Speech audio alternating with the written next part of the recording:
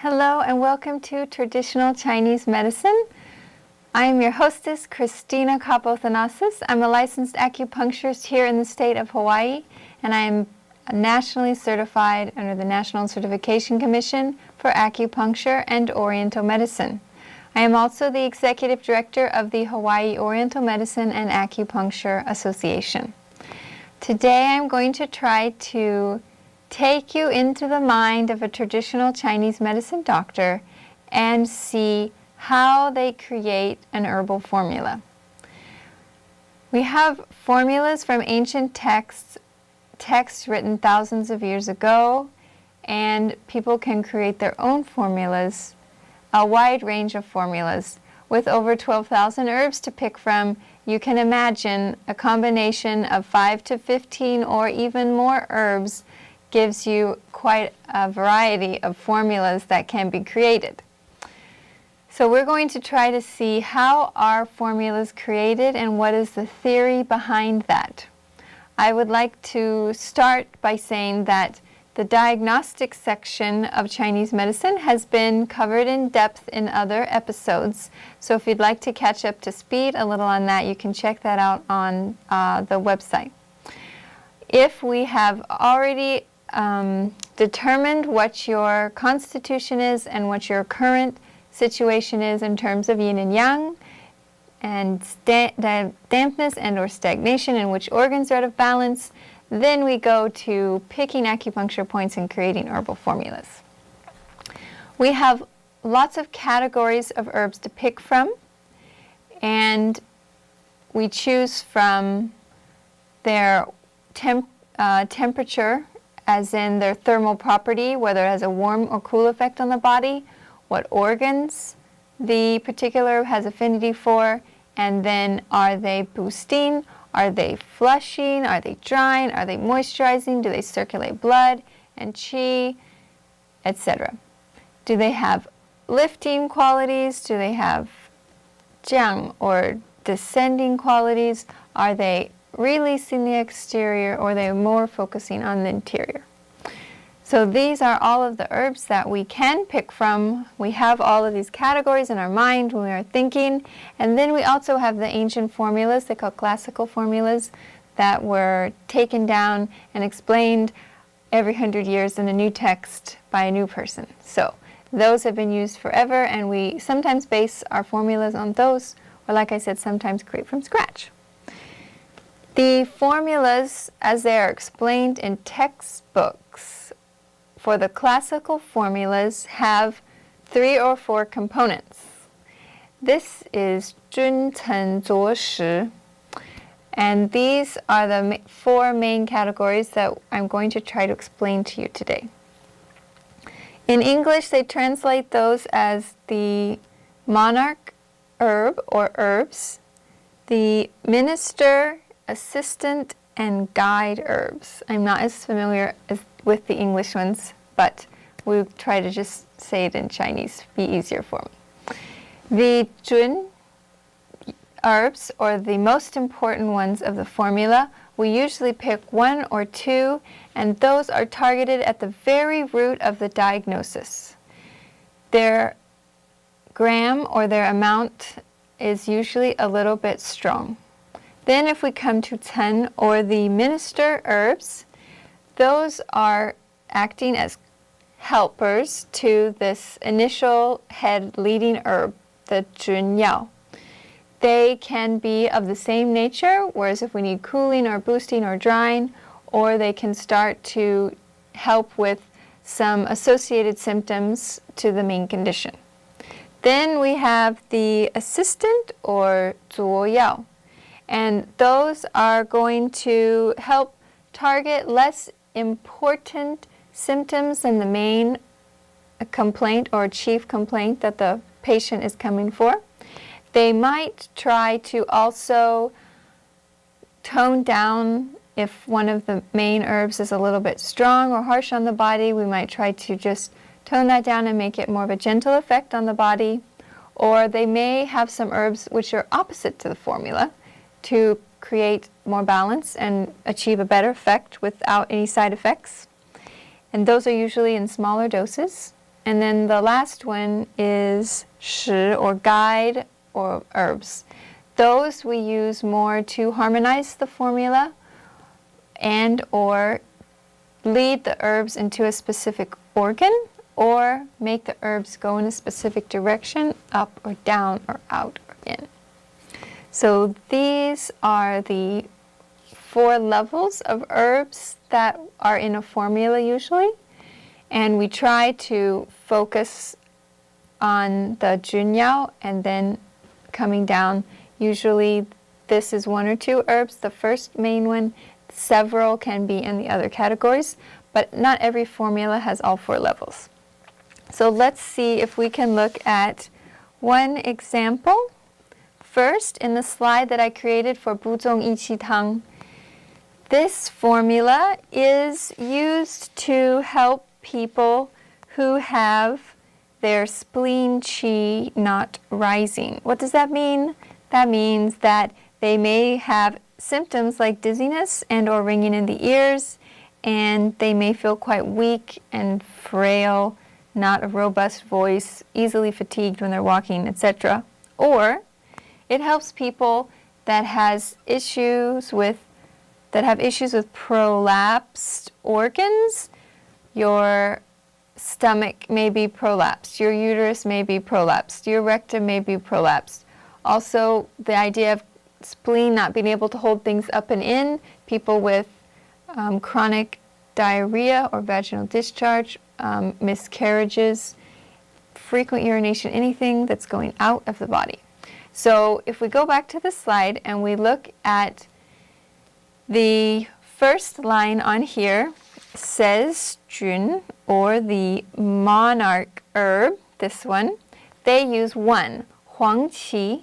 Huang Qi is for giving these people a big boost of energy and helping their spleen qi rise.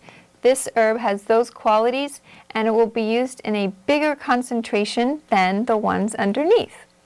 So this is what they're focusing on most for this person. Give them qi and make that qi go up to help with the dizziness or the diarrhea or the vaginal discharge, whatever it may be.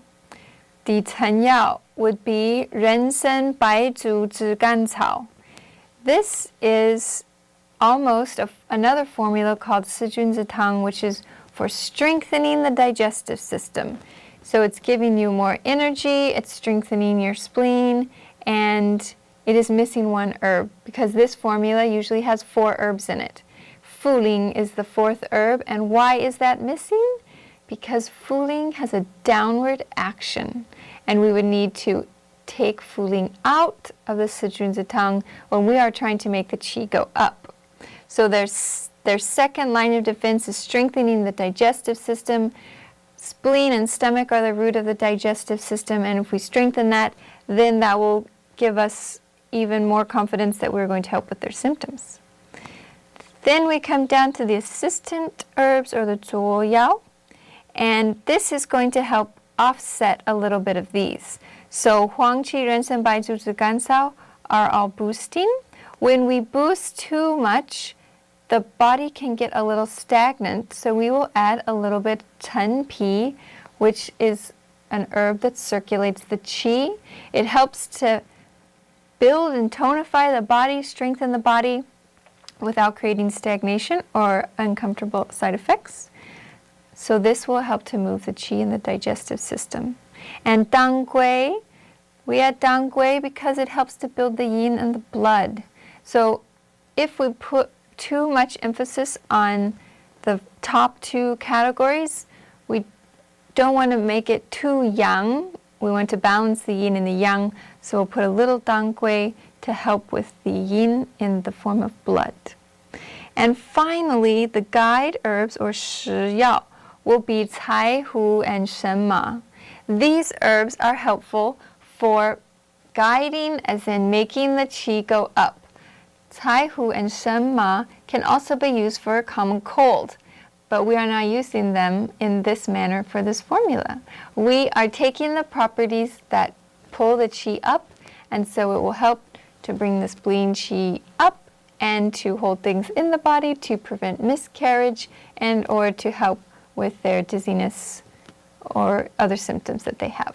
So this is one example of how we will put all of our energy with the Huang Qi and push the energy and build the energy as much as we can as our primary herb. And then we will go for strengthening the digestive system. And we just want to make sure that it doesn't hurt the digestive system by being too tonifying. So we'll move the qi. And we don't want it to be too hot or dry. So we add a little dangui to moisturize and build the blood. And then we pull the herbs up. So this is one example of an herbal formula in terms of Junchen Zuoshi.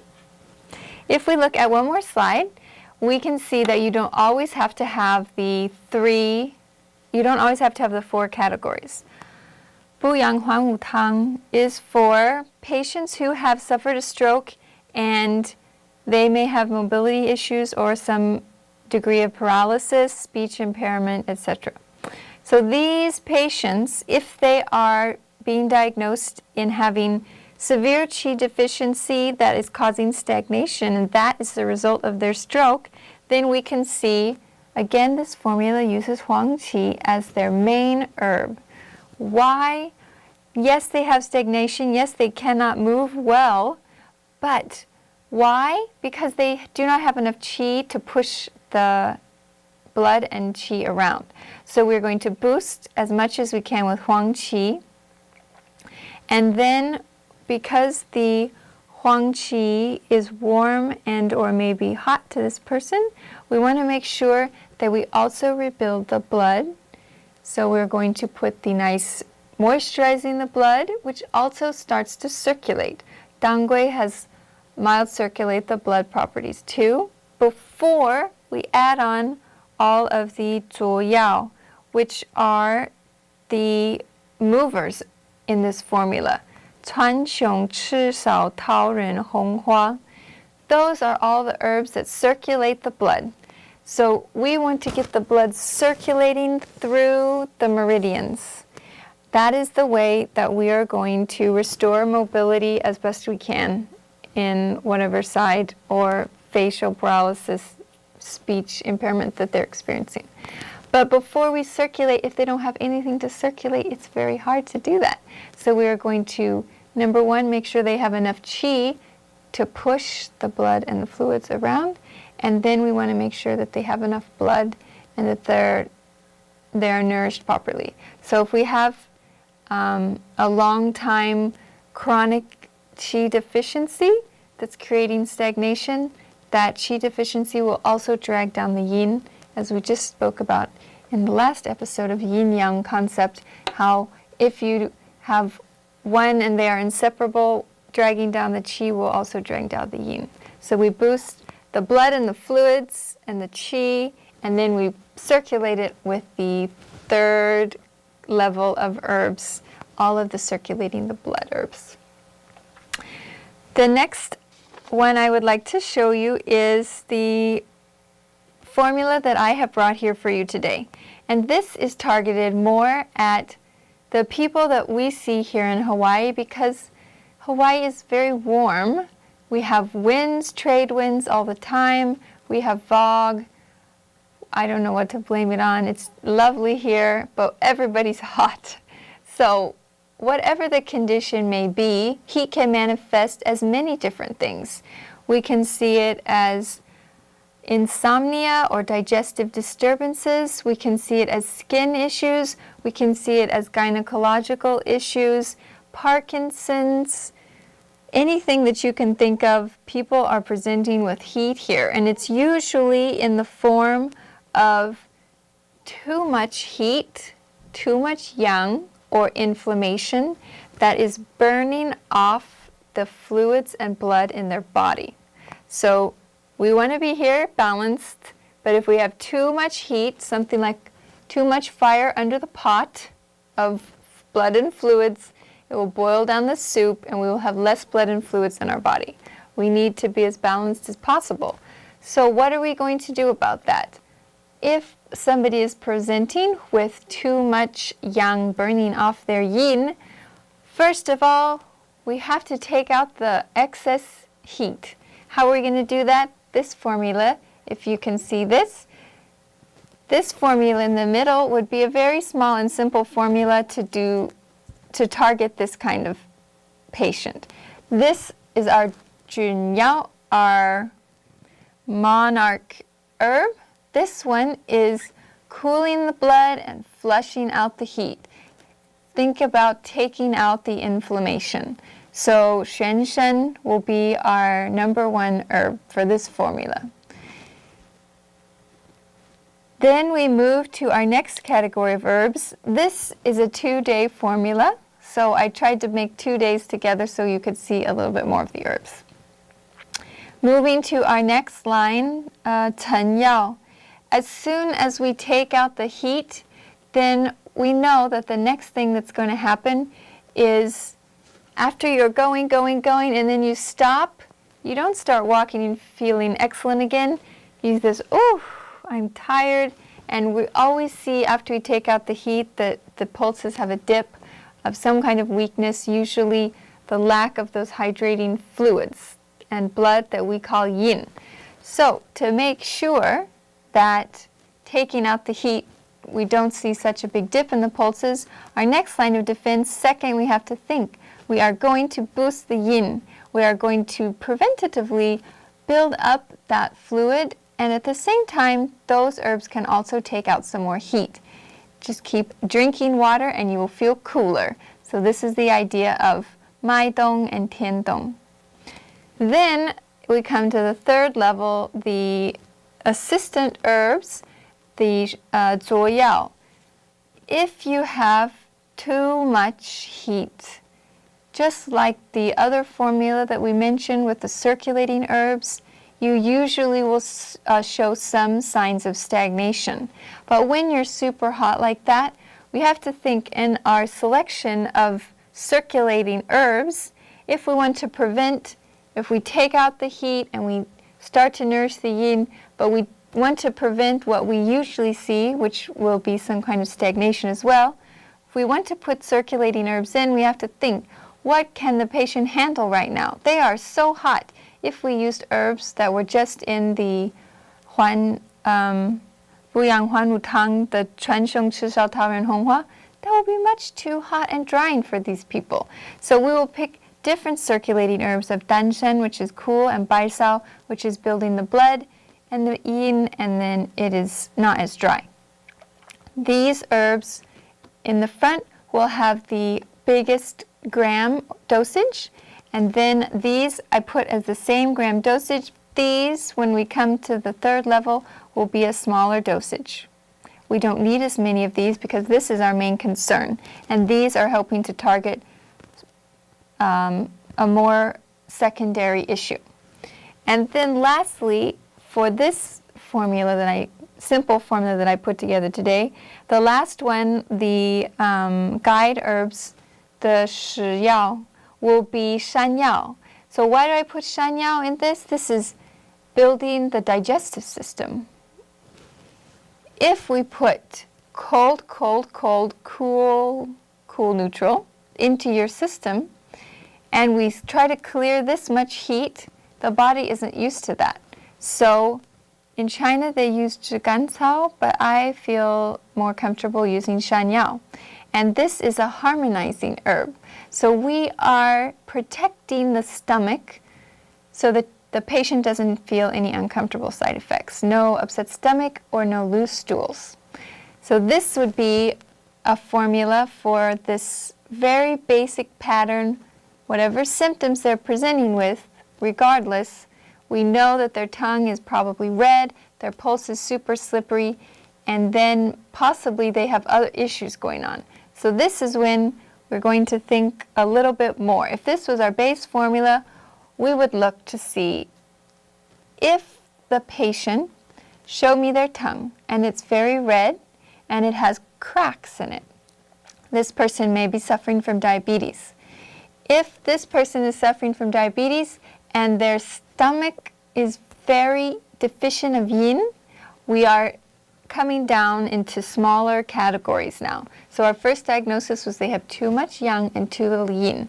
But if we pay attention to small details in the specific symptoms that they're presenting with and more details in their tongue and pulse, we may need to focus on adding herbs to the second category that are specifically nourishing for the stomach yin, which would be yuzu and shihu here.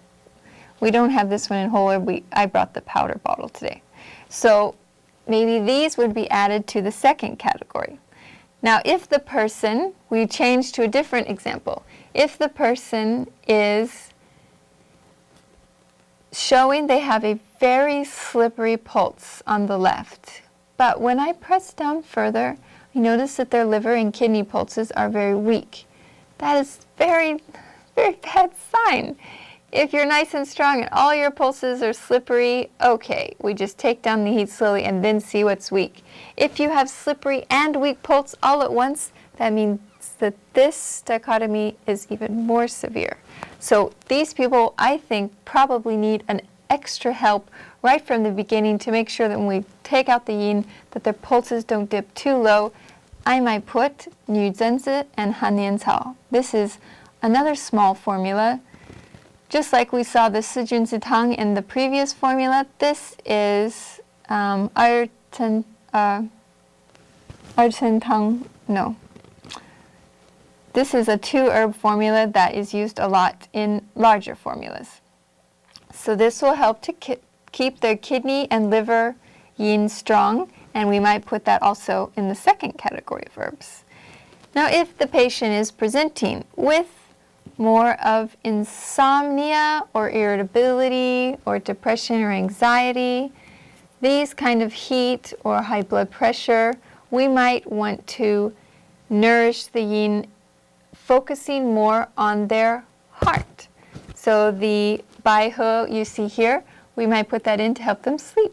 Mu Li, which I also brought in powder today, helps the liver to calm down. So these people we also might use for people who are showing signs of wind. Maybe they have itchiness and or tremors of any sort, whether it's Parkinson's or something more mild, even leg cramps when you're sleeping at night.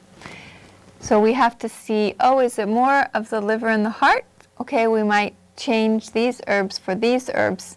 We just want to make sure that we're focusing not only on the heat, but we're focusing on the correct organs. And then a lot of people who love ice cream and milk and cheese and heavy meats and sweets, they will usually have a thicker tongue coating with the red tongue. And if we see that, then we know not only do we have to worry about the heat, maybe burning off the yin, but we have to think we have added dampness in there. So these herbs are Huainiu Shi and Zuru. If we had a thick tongue coating, I might add this to take down the tongue coating, even though it's a little bit on the drier side circulating and something like a diuretic.